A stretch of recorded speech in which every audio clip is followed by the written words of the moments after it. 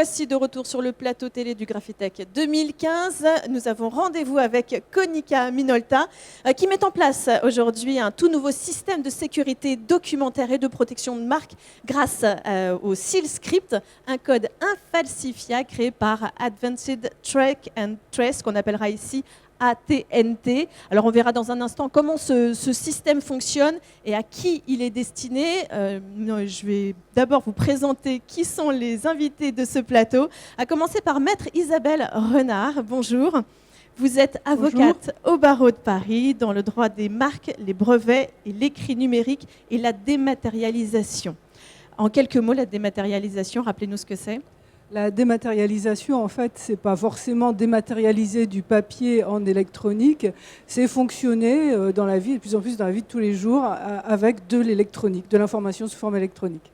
Alors à vos côtés, vous le connaissez bien, c'est Jean-Marc Rich, puisque vous avez écrit un ouvrage dont on parlera tout à l'heure. Bonjour. Bonjour, vous êtes le président de la Fédération européenne de l'ILM, du stockage et de l'archivage, et consultant auprès de l'ATNT.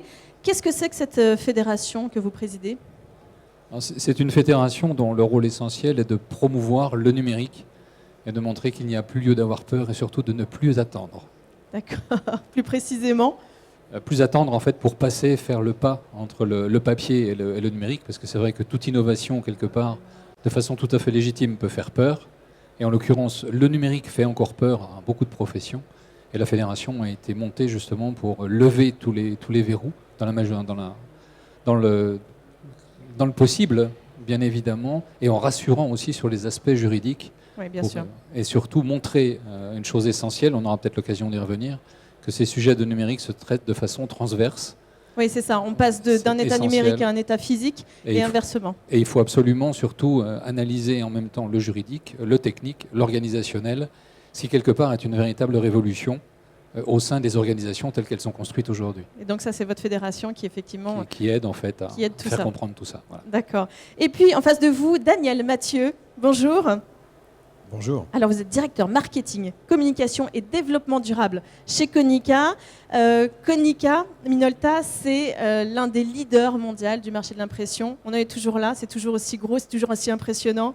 Alors, je vous confirme, nous sommes l'un des leaders. Alors, nous sommes constructeurs, mais notre métier aussi est en pleine mutation et nous sommes aussi un des leaders dans la gestion et le traitement de l'information. Et ce qu'il était important pour nos clients, c'était de pouvoir leur garantir, puisque la sécurité de l'information est importante, c'était de pouvoir leur garantir aussi la sécurité de cette information, donc l'authentification et l'intégrité. Oui, on va parler tout à l'heure effectivement de cette collaboration, de ce partenariat avec AT&T. Pour rappeler juste quelques chiffres près de Konica Minolta, c'est 1520 collaborateurs. En France. C'est un chiffre d'affaires de 421 millions d'euros. Toujours en France, ce qui n'est pas rien. Nous sommes 40 000 collaborateurs dans le monde et plus de 7 milliards de chiffre d'affaires aussi mondial. Et puis 27 entités régionales. Alors ça, c'était en 2013. En 2015, alors qu'en 2013, il n'y en avait que 10. Donc on voit, il y a une vraie évolution quand même. Vous grossissez de plus en plus. Tout à fait. Il y a un vrai développement puisque dans la philosophie de notre groupe, c'est aussi d'être proche de l'ensemble de nos clients. Cette proximité est importante justement pour pouvoir répondre à leurs besoins et travailler avec eux aussi sur les usages des technologies que nous leur proposons. Dans le même temps, comme je l'ai dit, notre métier a évolué. Nous sommes aussi dotés de cette capacité d'expertise de gestion et traitement de l'information par l'acquisition d'une société, Serience, qui est devenue la société d'IT de Konica Minolta, oui, et que nous avons développée au niveau national. D'accord. Alors on reviendra de toute façon dans un instant sur vraiment pourquoi on est aujourd'hui ici pour parler de la sécurité documentaire. Mais avant de développer ce sujet que vous allez voir passionnant, on va regarder quelques images pour présenter qui est AT&T.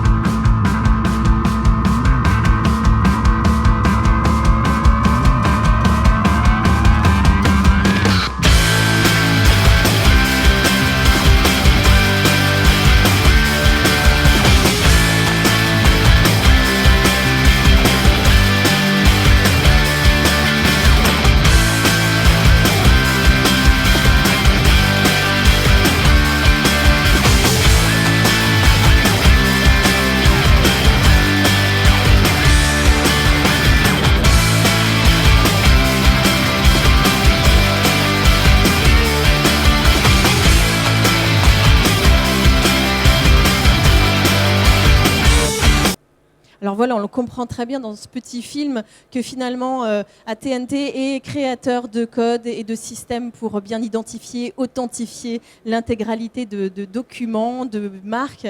Vous, Isabelle Renard, quel est votre rôle au sein de cette société ? Alors, je conseille AT&T depuis très longtemps. Je suis ingénieure de formation et en fait, au-delà de cette présentation très fun que nous avons vue, la technologie repose sur des systèmes cryptographiques excessivement complexes. Et donc, il se trouve que je les comprends au plan technique et que je peux aussi assurer l'assistance juridique nécessaire à AT&T pour se développer maintenant et dans un environnement très international.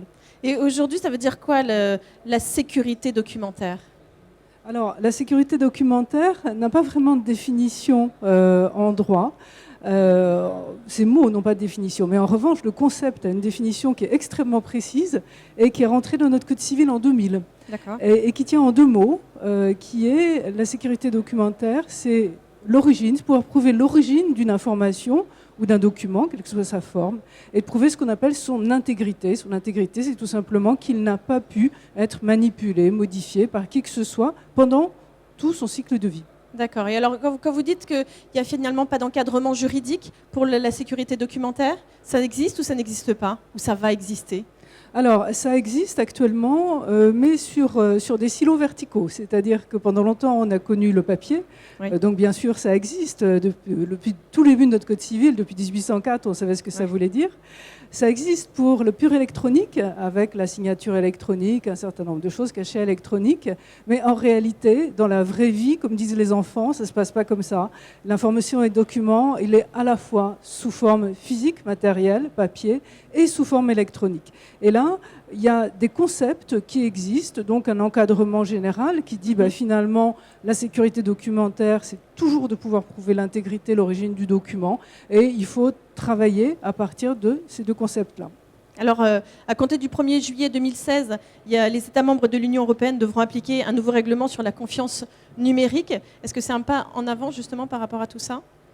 Bien sûr, c'est un pas en avant puisque ça renforce cette notion, l'importance de la confiance numérique. Et ces 2 éléments que je viens de vous donner, origine, intégrité, ils sont écrits noir sur blanc dans un texte européen. Alors pour Konica Minolta, quel est l'intérêt finalement d'avoir un code comme le seal script qu'on va décrire dans un instant ? Pour nous, l'intérêt justement dans la gestion et le traitement de l'information, comme je disais, parce que c'est aussi notre métier, c'est de pouvoir apporter à nos clients une sécurité de cette information, une traçabilité, de pouvoir protéger bien sûr la marque, mais protéger le contenu de façon simple et accessible. Ça concerne qui finalement comme client ? Ça concerne l'ensemble des clients, l'ensemble des personnes qui utilisent de l'information sous quelle forme qu'elle soit digitale ou papier, et qui a besoin d'avoir un document papier qui est un original, de le digitaliser, mais surtout un document numérique, d'en faire un original papier. Et il était important d'avoir aujourd'hui une réponse, et cette réponse n'existait pas jusqu'alors, et AT&T nous l'apporte. D'accord. Avec le seal script, c'est quoi exactement le seal script, Jean-Marc Rich ? C'est comme il vient d'être évoqué par monsieur, ce qui est très intéressant au niveau de seal script, c'est que ça permet de gérer un mode hybride. C'est-à-dire qu'on s'adresse à un contenu informationnel qu'on crée au niveau numérique, et ensuite on est capable effectivement de vérifier l'intégrité et l'origine de ce contenu, quel que soit le support. Et on peut après l'imprimer ou le garder en numérique. Et c'est là toute la force du script, c'est de pouvoir effectivement contrôler de façon, je dirais, totalement indépendante quant au support, la qualité du document qu'on a devant les yeux. Alors vous êtes expert international en dématique et en archivage électronique. Vous êtes d'ailleurs l'auteur de nombreux ouvrages, par exemple que j'ai ici, en dématérialisation et archivage électronique qu'on voit ici, et enfin mise en œuvre de la dématérialisation. Et très récemment, enfin il y a quelques mois, vous avez sorti un ouvrage en collaboration avec maître Isabelle Renard, intitulé « Aide-mémoire du droit à l'usage responsabilité informatique ». Vous êtes à l'origine de la dématique. C'est quoi la dématique par rapport à la dématérialisation ? Alors effectivement, je revendique, mais ça rejoint ce qui a été évoqué tout à l'heure, c'est au niveau de la compréhension sur le mot dématérialisation. De façon naturelle, les interlocuteurs qu'on a pour la première fois le réduisent à la seule numérisation. Donc j'ai du papier, je numérise et j'ai dématérialisé. Alors que la dématérialisation va beaucoup plus loin, parce que c'est toute la dématérialisation qui concerne les échanges, Oui. et puis tout ce qui concerne la dématérialisation des processus, qui n'est rien d'autre que l'évolution de l'informatique traditionnelle, d'où le mot dématique, qui est en fait dématérialisation plus informatique, où on a enlevé le centre. Et depuis le dernier salon de 2013 du Graphitech, ça a bien évolué. Alors ça évolue, c'est-à-dire on est dans une phase ascendante au niveau effectivement du développement de tout ce qui est dématérialisation en ce qui concerne les procédures, internes aux entreprises, mais également dans le monde public, et puis après inter-entreprises et inter-public. Donc c'est la dématérialisation des contrats, c'est la dématérialisation des bulletins de salaire, c'est la dématérialisation des factures, évidemment, parce qu'on n'a encore pas fini avec les factures, et puis surtout par rapport au règlement européen qui sera en application l'année prochaine, c'est aussi la validation d'une grande interopérabilité entre les 27 États membres. D'accord. Alors ce que je vous propose, c'est qu'on est passé à votre stand tout à l'heure, Monsieur Mathieu, et on a été filmer un petit peu ce qu'est le Seal Script. Et vous allez nous expliquer un petit peu en quoi ça consiste. On regarde quelques images en même temps. Vous allez voir, donc on est passé sur votre stand, où là il y a un auteur de livre qui est venu dédicacer physiquement le livre. Et puis on va comprendre très vite. Alors là, ça tout le monde sait, on vient faire une dédicace. Et après, on arrive au Seal Script, donc ce code qu'il faut scanner, comme on dit, avec l'application d'un smartphone. On le scanne, on le photographie. Voilà, vous le flashez, vous le photographiez, vous le capturez. Et l'avantage de ce code, c'est qu'il va vous permettre d'authentifier le document et son contenu, et d'authentifier, là, dans ce cas-là, l'auteur. Et ça vous garantit que l'auteur et le livre sont bien les mêmes personnes. Et si on fait des prolongations dans d'autres domaines d'activité, comme dans le médical par exemple, eh bien là on a authentifié un auteur. Mais par exemple pour un patient, c'est aussi important d'authentifier ce patient et d'être sûr que l'opération qu'il va subir, eh bien la sienne n'est pas celle d'un autre patient. Donc ça c'est l'authentification. C'est l'authentification. Et après il y a aussi un autre domaine qui est important, qui est l'intégrité de l'information aussi, qui est essentielle au travers de ce code, et d'être sûr que si ce document paraît authentique, qu'il n'a pas non plus été falsifié ou modifié. Bien sûr. Voilà. Et le Seal Script, c'est infalsifiable. C'est pour ça que vous l'avez choisi. Tout à fait. Le Seal Script est infalsifiable. Et aussi l'intérêt, c'est que quand on parle d'une technologie digitale et qu'il faille l'imprimer, eh bien, il fallait rendre l'accessibilité à ce code, bien sûr, simple en termes d'usage pour nos clients finaux, mais surtout, il fallait avoir la technologie capable de le restituer et de l'imprimer. Et nous avons travaillé en recherche et développement avec AT&T, justement, pour que nous soyons en capacité d'imprimer ce code avec la bonne définition pour faire et authentifier l'original et le contenu de l'original, et bien sûr, en garantir aussi son contenu. D'accord, alors ça ressemble un peu quand même au flashcode qu'on peut déjà voir, mais ça, c'est ce qui nous permet juste de l'information numérisée. Là, qu'est-ce que ça apporte de plus, le Seal Script ? Alors, le Seal Script, en fait, peut apporter plusieurs niveaux de sécurité. Le premier niveau, puisque pour l'instant, on ne parle que de celui-là, garantit déjà énormément de choses, puisque c'est l'intégrité et l'origine des documents. Il y a un deuxième niveau qui peut également permettre de contrôler la confidentialité, puisqu'on n'est pas obligé en fait, de rendre visible et intelligible sur un support une partie des informations, et seuls les destinataires autorisés pourront rendre visibles justement ces informations. Monsieur parlait tout à l'heure de l'environnement médical, où bien évidemment la confidentialité est un élément très très important, et Seal Script répond également à ça. Et donc la troisième chose aussi, ça permet par rapport aux personnes qui sont amenés à vérifier ça, donc un échange relativement compliqué, mais qui correspond en fait au principe de la signature électronique telle qu'on aimerait qu'elle se développe un peu plus en ce moment, qui est intégré également dans Seal Script, donc avec le principe d'une clé privée qui va effectivement être la seule possibilité pour la personne de voir les informations qui lui sont envoyées et qui auront été chiffrées avec la clé publique. D'accord. Maître Isabelle Renard, juridiquement, qu'est-ce que ça apporte de plus ? Le Seal Script ? Oui. Ça apporte une technique, si vous voulez, une fonctionnalité qui n'existe pas actuellement, qui n'est pas couramment répandue Effectivement, la signature électronique existe quand même depuis une quinzaine Oui. d'années. Elle existe au plan juridique, elle existe au plan technique. Elle est très peu répandue. Pourquoi ? Parce que les chaînes purement électroniques sont en fait en très petit nombre. À part le mail, vous avez très peu de circulation d'informations qui sont purement électroniques. Les circuits d'information, encore une fois, ils sont essentiellement hybrides. Ils vont le rester pendant très longtemps. Et il n'y a pas de bonne solution technique pour la sécurisation de ces circuits hybrides. D'accord. Qu'est-ce qui vous a intéressé, vous, dans cette collaboration avec AT&T ? Comme je vous l'ai dit, c'était de répondre aux attentes de Oui, pour nos vos clients clients. sur l'aspect sécurité. Et justement, cette double usage, on va dire, de ce code, puisque c'est le seul code qui nous permet, comme je le disais tout à l'heure, d'authentifier soit un document papier, soit un document digital. D'accord. Et ça, je pense que c'est essentiel aujourd'hui lorsqu'on veut gérer l'information sous toutes ses formes et apporter une réponse, et je dirais la réponse, pour pouvoir gérer l'information sous toutes ses formes. Donc là, ce sont deux leaders qui se sont unis pour justement mettre en place ce code atypique, unique. C'est comme ça que ça s'est passé, cette collaboration ? Tout à fait. Ben, nous nous sommes rencontrés, on a échangé, on a regardé ce que chacun pouvait apporter dans la démarche. Et il était clair que notre association permettait d'avoir une démarche commune et une réponse à l'ensemble du marché sur aujourd'hui des technologies qui n'étaient pas existantes. Et nous sommes vraiment dans une démarche d'innovation. Et je pense que c'est ça qui est important aujourd'hui, c'est innover, proposer de nouveaux usages, de nouvelles ouvertures.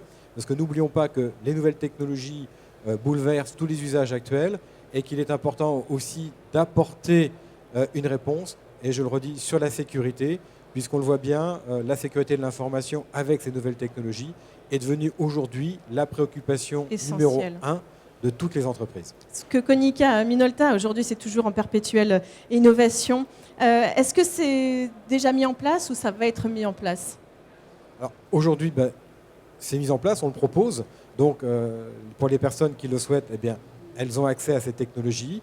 Nous l'avons intégré nous-mêmes dans nos propres technologies, parce que dites-vous bien que pour pouvoir gérer ces codes, quand vous imprimez un document, ce document est quand même composé de beaucoup d'informations, qu'il faut une technologie capable de les gérer et surtout de la restituer, soit sous une forme ou sous une autre, et qu'aujourd'hui, c'est à disposition, et c'est pour ça que nous le présentons à Graphitech. D'accord. En tout cas, merci beaucoup à tous les trois d'être venus nous parler de ce code révolutionnaire. Merci beaucoup. Il y a Monsieur Larquin qui est pas loin derrière, qui est le PDG d'AT&T, qui est juste derrière dans le public, qui est venu vérifier que vous ne disiez pas de bêtises. Non, je crois qu'il vous voue entièrement confiance et il est très fier de cette collaboration avec Konica Minolta. Merci beaucoup et puis bon salon à vous. Merci. Merci. À plus tard.